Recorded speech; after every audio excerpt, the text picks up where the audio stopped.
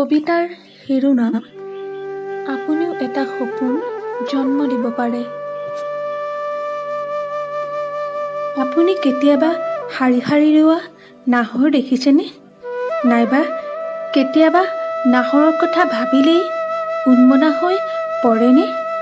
যদি পৰে, আপুনি আপোনাৰ জকাই চুকৰ পৰাই এবাৰ নাহৰৰ দেশলৈ মন মেলিব পাৰে।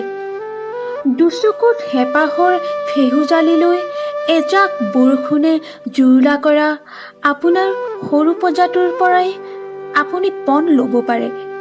হয়, এক পণ, এক অধ্যয়ন পিপাসুৰ পণ। আপুনি আহিলেই দেখিব শাৰী শাৰী নাহৰৰ মাজেৰে বহু দীঘল বাট। সেই বাটে বাটে হাজাৰটা যৌৱনে নাহৰৰ সৈতে কথা পাতে, হাঁহে।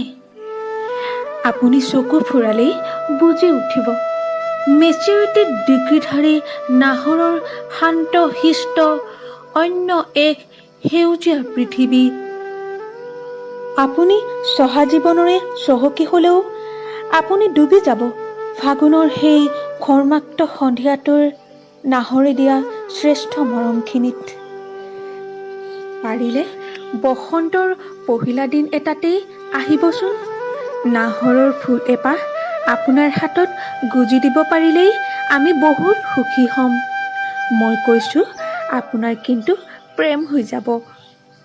আপুনি আকৌ এবাৰ বাধ্য হ'ব পণ বান্ধিবলৈ, ৰৈ যোৱাৰ পণ।